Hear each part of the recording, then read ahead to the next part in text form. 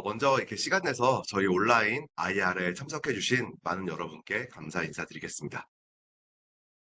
네, 저희 회사 그 서머리 먼저 드리겠습니다. 저희 회사는 화장품을 위한 신소재 개발을 하고요. 그다음 화장품 ODM을 하고 있는 기술 기업이고요. 특히 여러 가지 기술 중에 저희가 보유하고 있는 그 약물 전달 시스템인 알텀을 가장 메인 기술로 생각을 하고 있습니다. 현재로는 저희가 화장품을 위한 신소재를 개발하고 있지만 장기적으로는 피부에 바르는 외용제, 의약품 시장까지도 진출할 수 있다라고 생각을 하고 있습니다.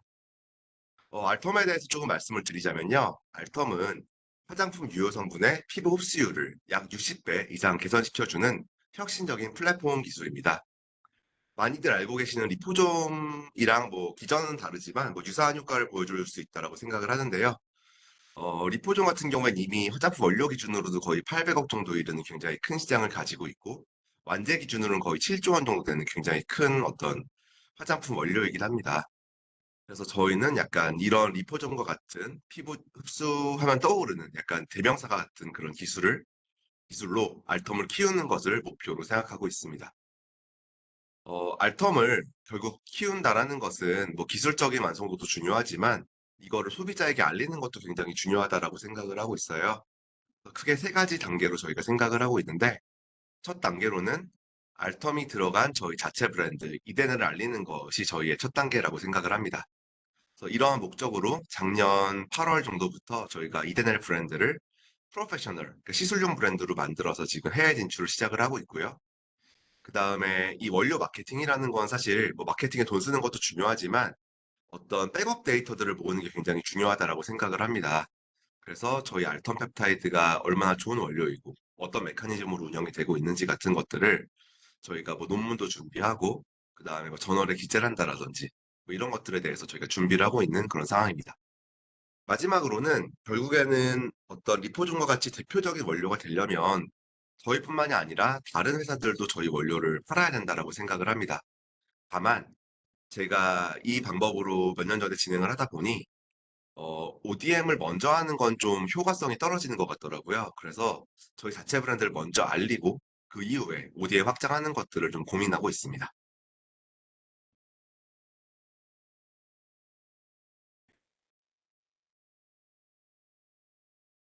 네.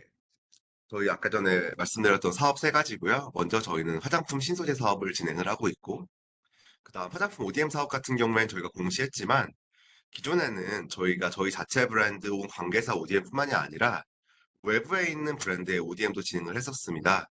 다만 저희가 작년 연말에 관계사에 집중하고 일반적인 ODM들은 좀 줄여나가는 방향으로 의사결정을 했고요.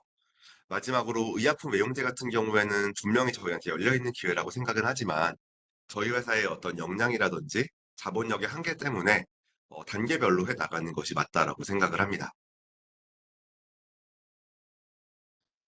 아까도 말씀드렸듯이 그 화장품 유효 성분의 피부 침투는 굉장히 중요한 화장품 인더스트리의 도전 과제입니다. 옛날에도 말씀드렸지만 이 코로나도요, 눈이랑 코랑 입만 가리면 사실은 잘 걸리지 않잖아요. 그 이유가 코로나 바이러스가 일반 피부에 떨어지더라도 피부 장벽 안쪽으로 들어가지 못하기 때문이거든요. 이처럼 인간의 피부 장벽이라는 것은 외부의 여러 가지 뭐 좋은 것, 나쁜 것, 모든 걸로부터 피부 안으로 들어가는 것을 막는 좀 강력한 역할을 하는 장벽이기 때문에 피부에 좋은 유효 성분조차도 피부에 발랐을 때 피부 안으로 들어가는 비율이 굉장히 낮습니다. 실제로 저희가 지금 실험하고 있는 펩타이드 같은 경우에는 평균적으로 한 0.3%밖에 들어가지 않는다는 연구 결과가 있습니다. 그러다 보니까 굉장히 많은 브랜드들이 우리 성분은 이렇게 좋아요, 저렇게 좋아요, 뭐 비커에서 뭐 세포로 실험했을 때 이렇게 좋은 효과가 나왔어요라고 말하지만 문제는 들어가지 않는다는 것이죠. 그러다 보니 굉장히 많은 대형 화장품 브랜드들에서는 이 유효 성분을 어떻게 피부 안으로 전달할 것인가, 가 가장 중요한 화두 중에 하나가 되고 있고요. 제 생각에는 저희 SR바이오텍이 가지고 있는 알턴 펩타이드라는 것은 이러한 화장품 피부 장벽 침투에 가장 강력한 솔루션이라고 생각을 합니다. 좀 설명을 드리면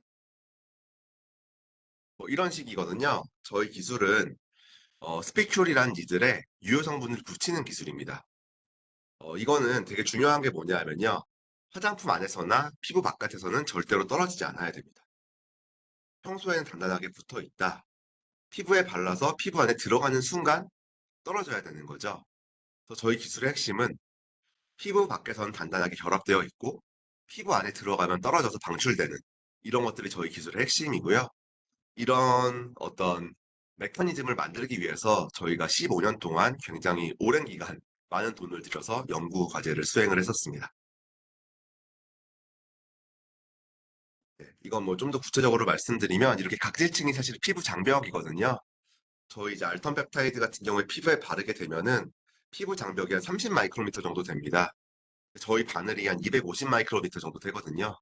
그러다 보니까 피부 장벽 안쪽까지 바늘이 들어가게 되고 피부에 들어가게 되면 피부 안에 글루타티온이라는 효소가 이 바늘과 펩타이드의 연결을 끊어내는 역할을 합니다.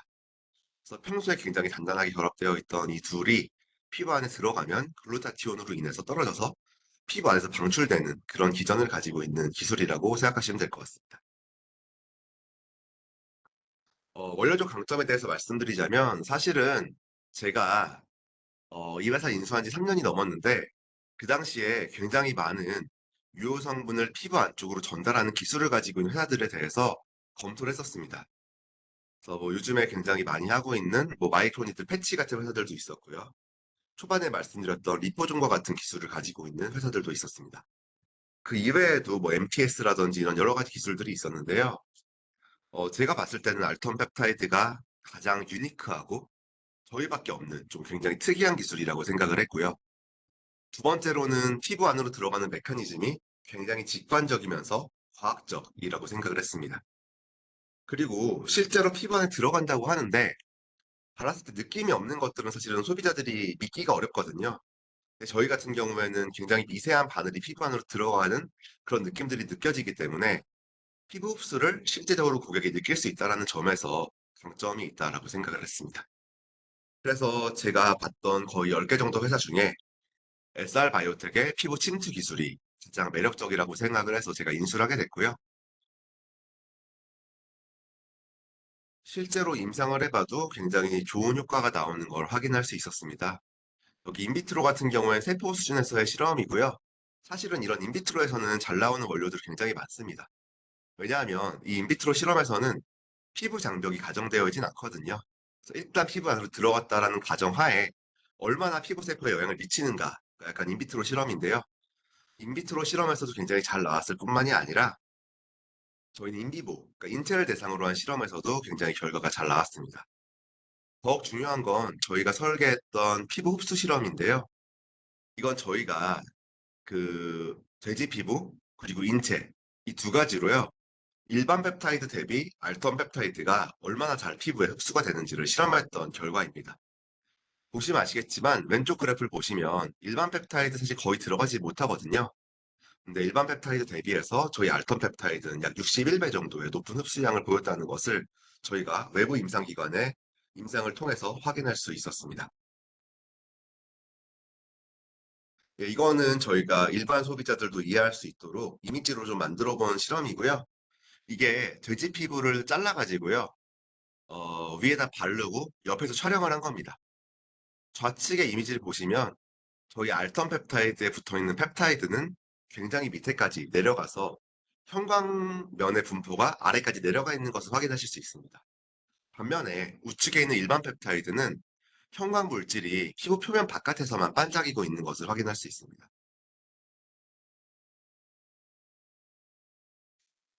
네, 그래서 저희 입장에서는 일단 그 기초적으로 저희의 알턴 펩타이드가 일반 펩타이드 대비 흡수율이 좋고 인체에서의 효과가 좋다라는 것들에 대해서 기초적인 검증을 마친 상태이고요.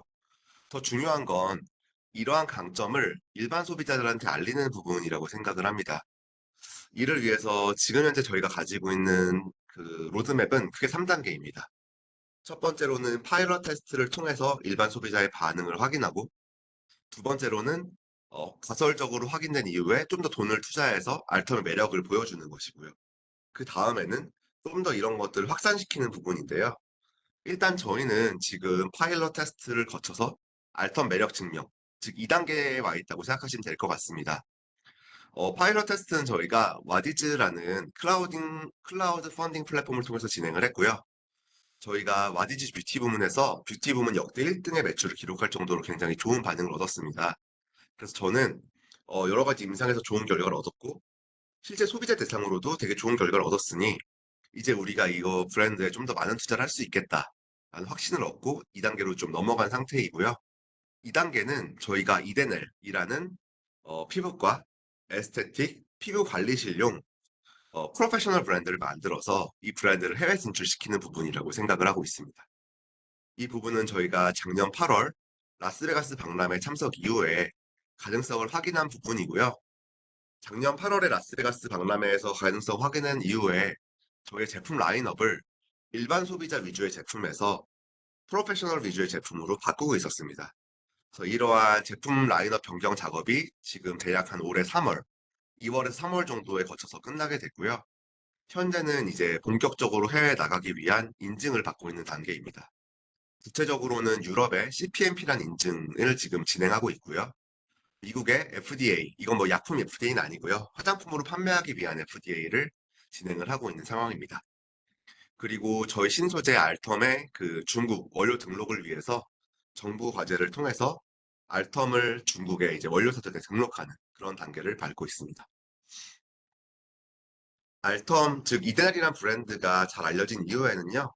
저희가 이것들을 좀 더 확산시키기 위해서 타 브랜드나 타 대형 에스테틱 스파를 대상으로 한 프라이빗 브랜드를 만들어주는 작업을 계획하고 있는데요. 이 부분은 아직은 저희가 고려할 사항은 아니라고 생각을 하고 있습니다.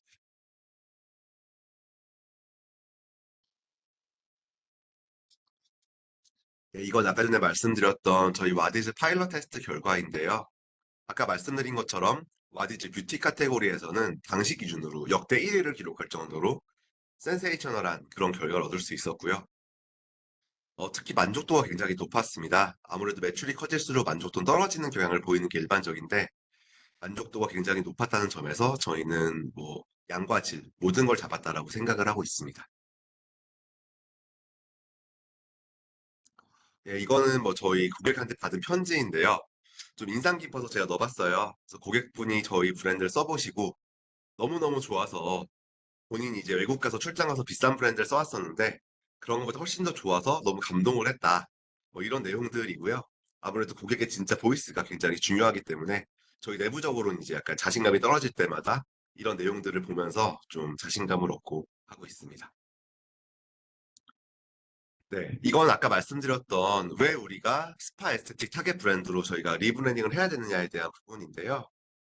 어, 일단은 이런 게 가장 큰 것 같아요. 사실 저희가 처음 인수한 다음에는 프로페셔널 전문 브랜드가 아니라 일반 소비자를 타겟으로 한 브랜드를 먼저 만들기로 했었거든요.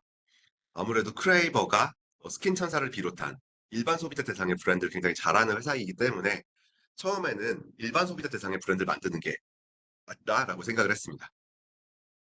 하지만 저희가 이제 제품 런칭한 다음에 어려움을 겪은 부분이 저희 제품의 가격이 너무 비싸다는 부분이었어요.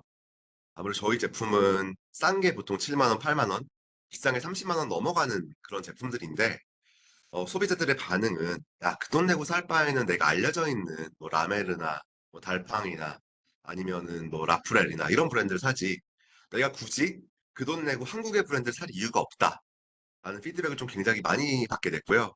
그래서 얼마간의 손실을 낸 이후에 이게 아무리 기술적으로 탁월하더라도 일반 소비자 대상의 시장에서 고가의 화장품을 우리가 파는 건 어떻게 보면 약간 임영웅 씨를 해외 진출시키는 것처럼 굉장히 어려운 부분인 것 같다라는 생각을 좀 하게 됐습니다.